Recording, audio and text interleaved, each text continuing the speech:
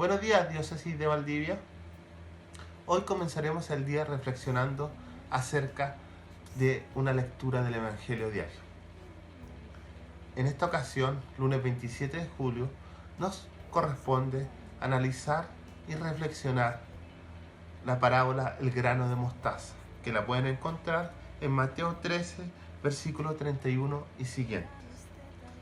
Jesús les propuso otra parábola. Aquí tienen una figura del reino, de los cielos, el grano de mostaza que un hombre tomó y sembró en su campo.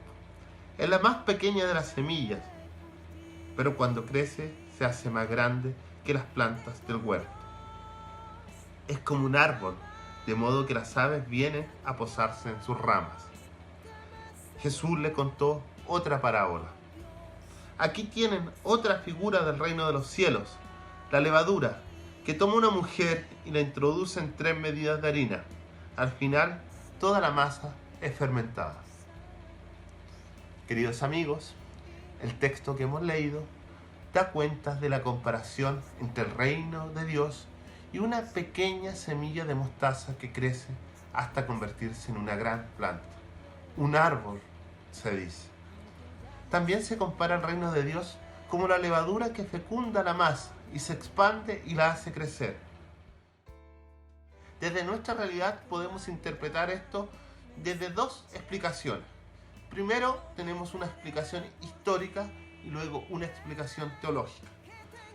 La explicación histórica nos recuerda que Dios eligió una forma distinta de cumplir su promesa mesiánica. El Mesías esperado, que será el mismo Dios hecho hombre, no llega en gloria y opulencia como el judaísmo esperaba al Mesías y Salvador. Recordemos que el judaísmo del siglo I pensaba y esperaba que el Mesías iba a ser un líder político, casi un guerrillero que lo iba a liberar de la opresión, de la ocupación del Imperio Romano en sus tierras. Desde luego no fue así, sino que fue desde la humildad y cercanía.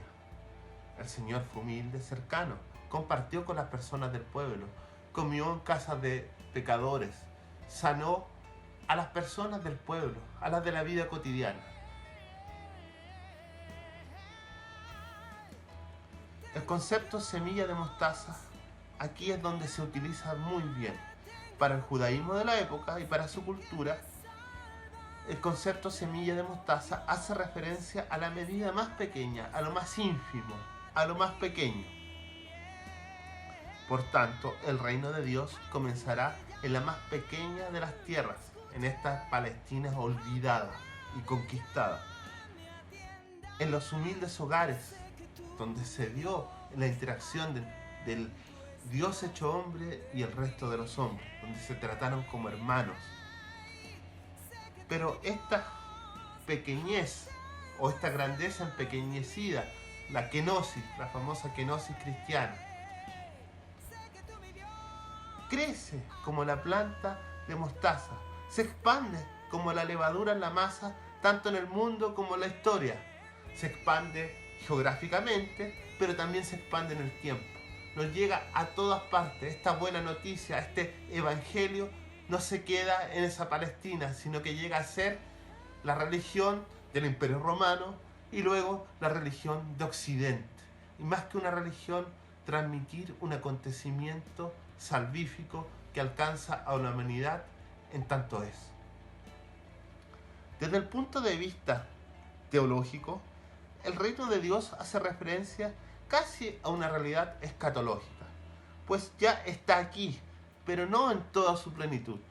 Es la pequeña semilla de mostaza, nuevamente, que está en nuestro interior, que crece con las acciones, que se alimenta de los sacramentos, y como la levadura inunda la masa, el reinado de Dios inunda tu ser.